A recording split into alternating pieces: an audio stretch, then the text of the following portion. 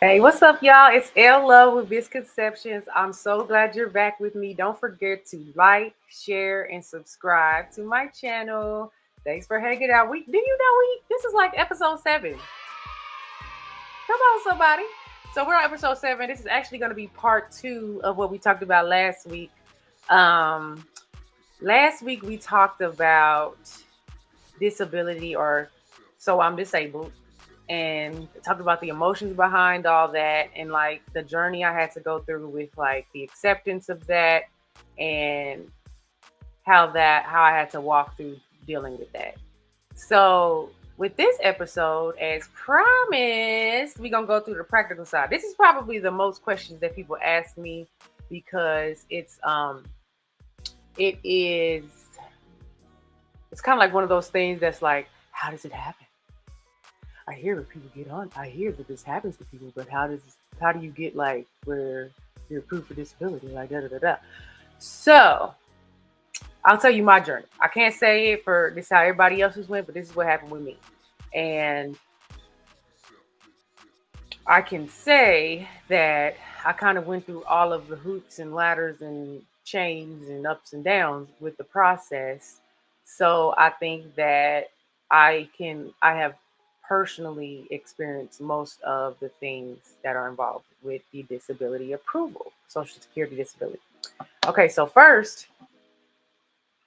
first thing I want to share is, I've talked about the emotional side, but the hardest part about disability is first just accepting, like, dang, I need to apply, right? So we kind of went through that. But what they will tell you is, especially if you are someone that is younger or has a disability that is invisible or isn't, if you're just young. I think I was approved on disability at like 36 or 37. And so they look at that as like, they want to really make sure that you are unable to work. So as for me, I really wanted to, but I could not. And obviously, that's what disability is for. We know that there are people who do things that are kind of scammy with disability, but that was not me. Like, I was over here trying to get. I just could not keep working. So the first thing I want to share is, it is a very cumbersome process. It's cumbersome to begin, it's cumbersome to keep going, and it's a lot, because while you're going through it, you have to keep being vulnerable to these people, like sharing stuff that you really don't want to feel like sharing, and then every 2 or 3 months you have to like resubmit stuff to prove that you are who you are, and it's just like the revalidation of stuff, and it's a lot.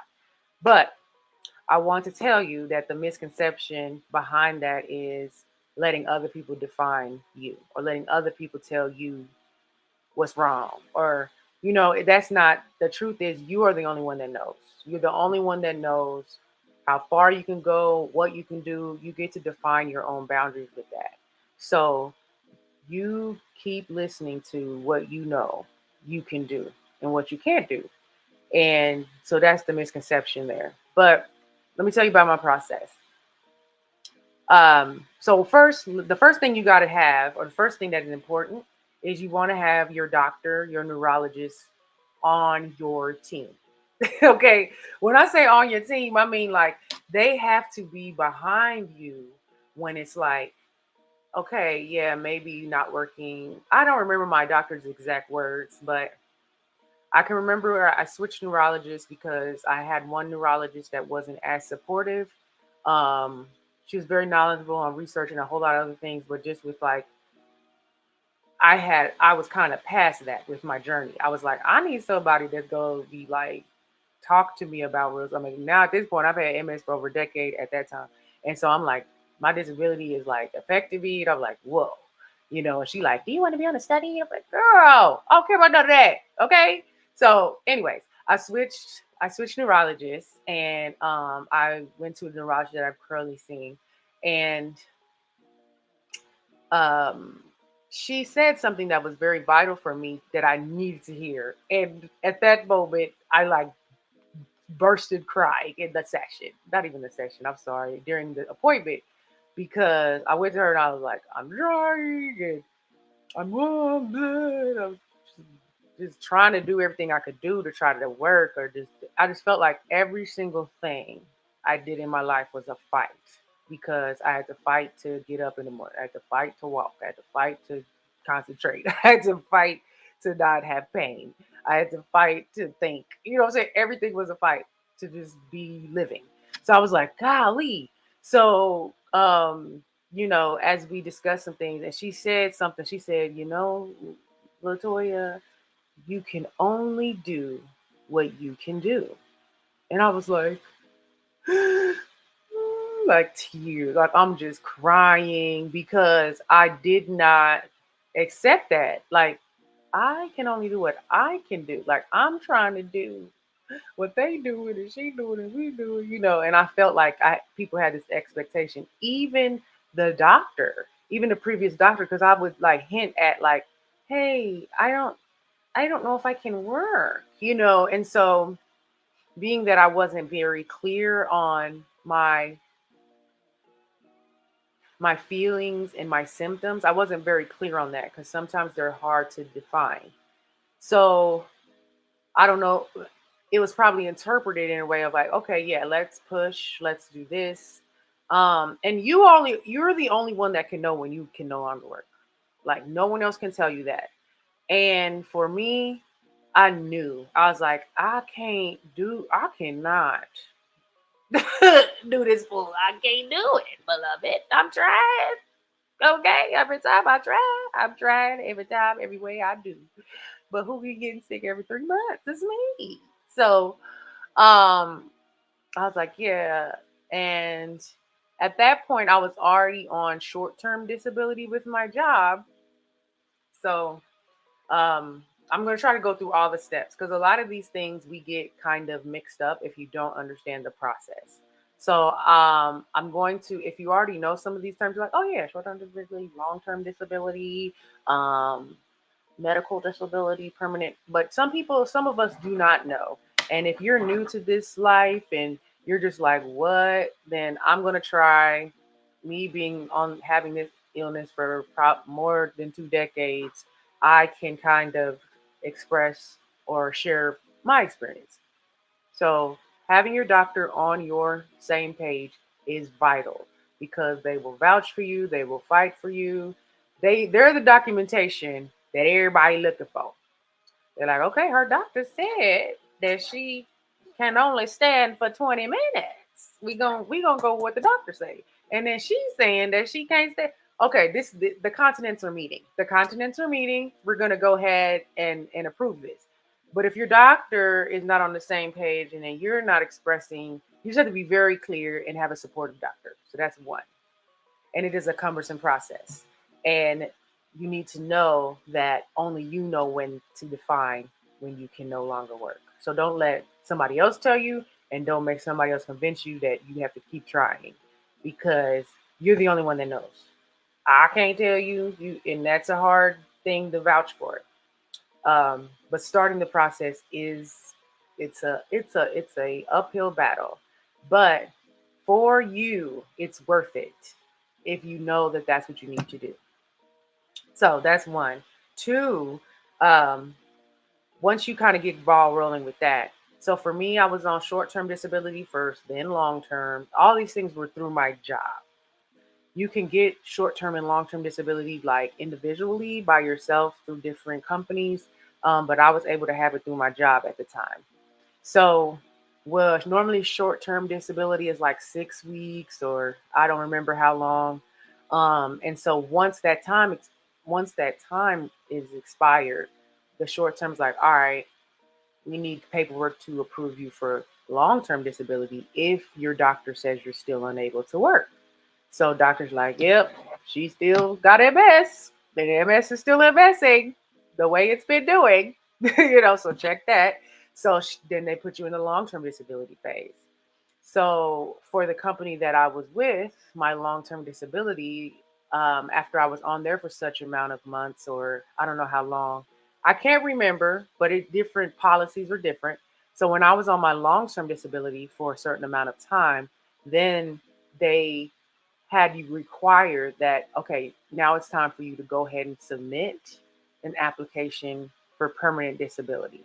And again, all of these steps, all of these process, they're asking for your doctor's documentation of like, and this it's I'm not getting to the nitty gritties of that, but I'll just tell a few little information there. And again, if you have specific questions, please comment, send me a message, whatever, whatnot. But comment below if you're like, hey, what happened with this? Because this is probably one of this question about this is kind of like, so you know, how did, especially if somebody's going through this process, because it's gets tricky. So once my long term, they were encouraging that I apply for that. So I did. And that began that road. So applied for long term disability. Long term disability took some, I'm sorry, strike that, reverse it. I applied for Social Security disability, which is through the state, to be permanently disabled. So as I rewind back to episode to part one, that was already a lot for me to wrap my head around. And I was like, I don't want to be fighting to be permanently disabled, but then you like, so it was a lot. It was a lot of, it was a catch 22 for me. But now I'm here in a peaceful space. So if you're in that space of like, but I, but I can't, but I know I can't keep going like this, but I'm trying to prove I can do it. But now I got to provide paperwork that I'm something I don't want to be. I get it. So I was in that limbo for a while. I'm submitting paperwork. They're wanting me to do that. At some point, they asked me to submit like a whole narrative of my health. I still have it. I'm talking about from day of diagnoses all the way to current.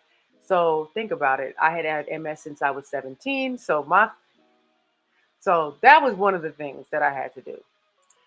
Throughout the approval, and they will tell you that this is a process. Anybody will tell you that it's a process. I think that because of my age at the time, which I'm still in my 30s, um, they will want to be absolutely sure that you are unable to work. So my personal opinion is they do a lot. They make you go through a lot to say, like, if you ain't about this life, if you really can't work, you be like, skip it. I can't do all this paperwork, or I can't do all this. Let me just work because it ain't worth it. If you're trying to be like, you know, but I really couldn't. So I'm like, you want me to go to again, see another doctor again? Like, so yeah. So let's talk about those different levels there. So the first approval stage, well, first of all, I don't remember if it was a doctor or if the case manager, once you first apply, they assigned to you a case manager, and they was like, "Well, let me just warn you, you normally are not approved the first time, and you got to keep reapplying." And so I was kind of prepared to not be approved. Now I was not. It wasn't that I wasn't approved; they just kept asking for stuff. So I'm like, okay. So it might as well been like I wasn't approved. So the first thing they asked for, of course, all the documentation. I gave them everything that they needed. So by by documentation, they could have just checked me off of that. But they're like, you know what? We need more. So they sent me to a doctor that they assign.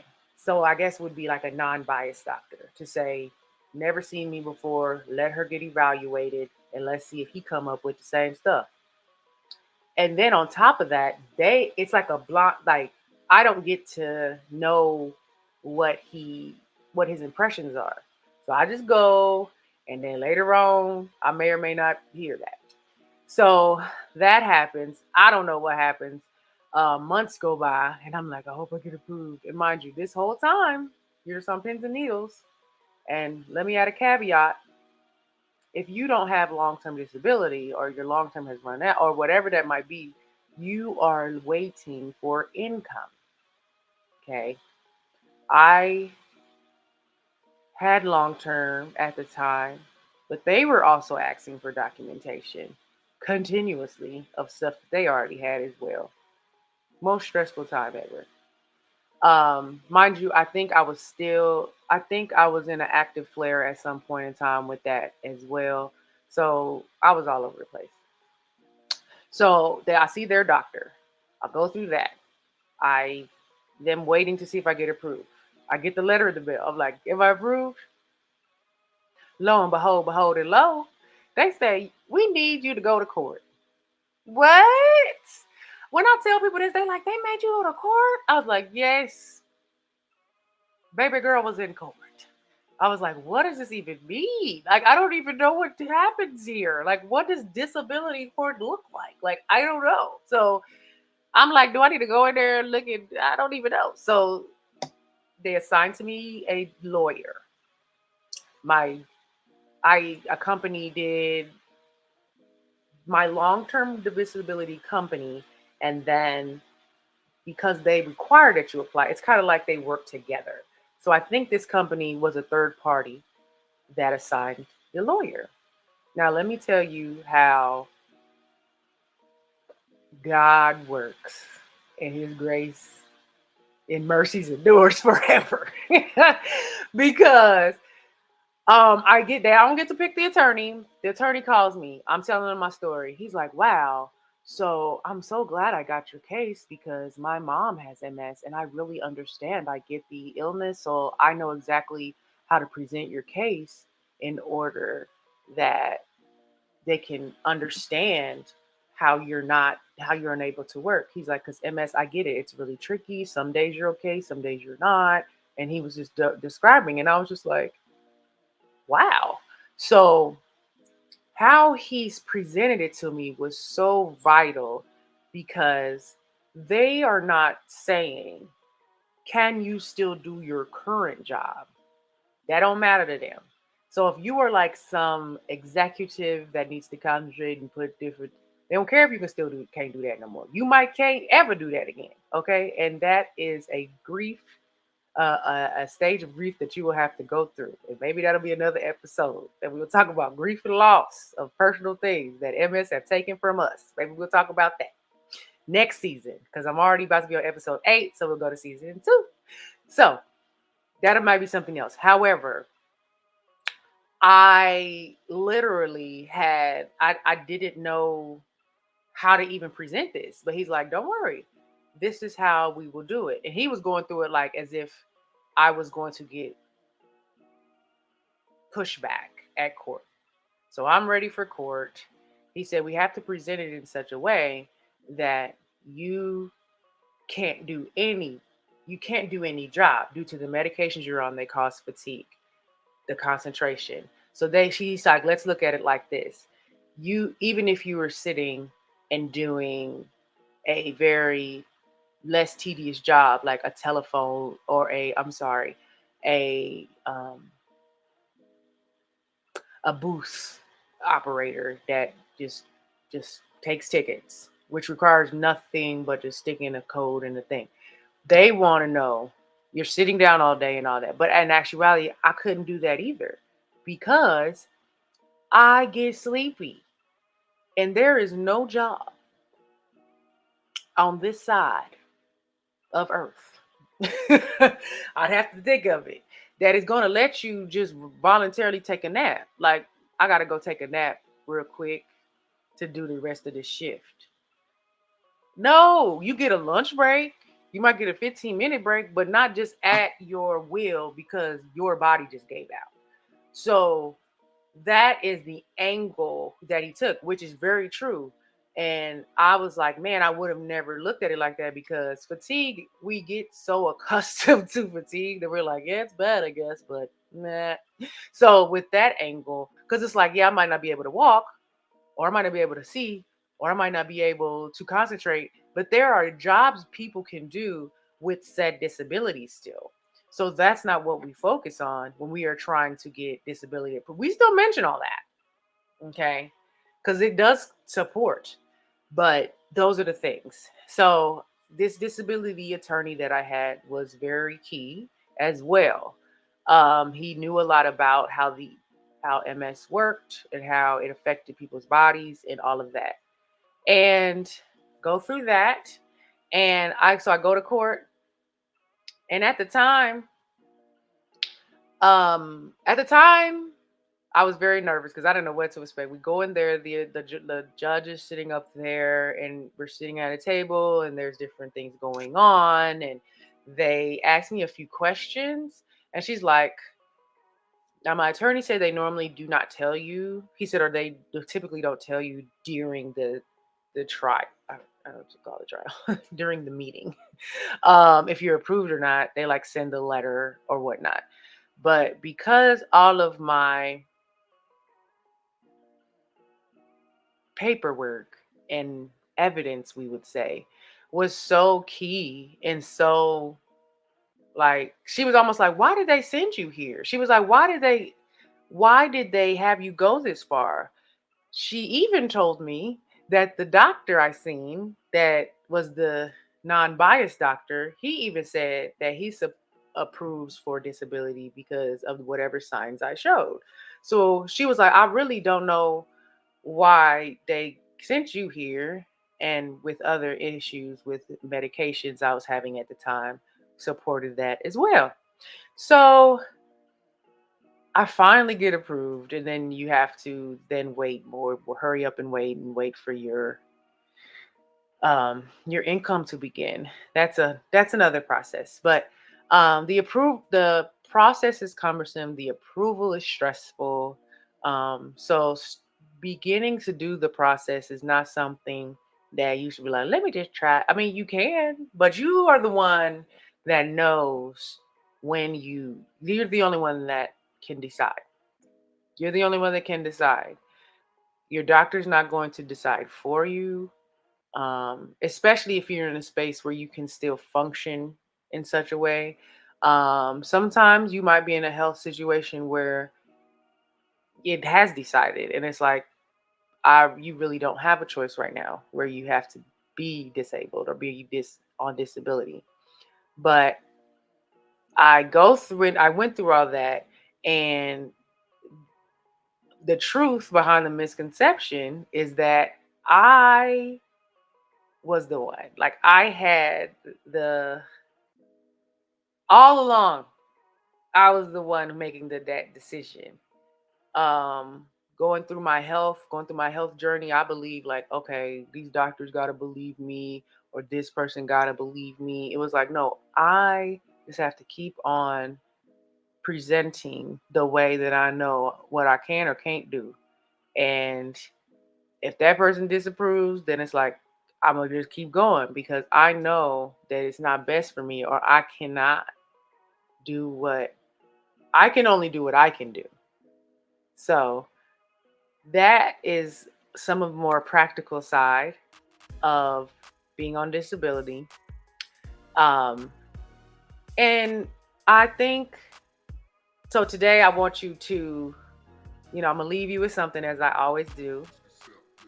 What is something you need to accept? Like, man, I can only do what I can do. Like, what is the area that you like? Yeah, I can only do what I can do.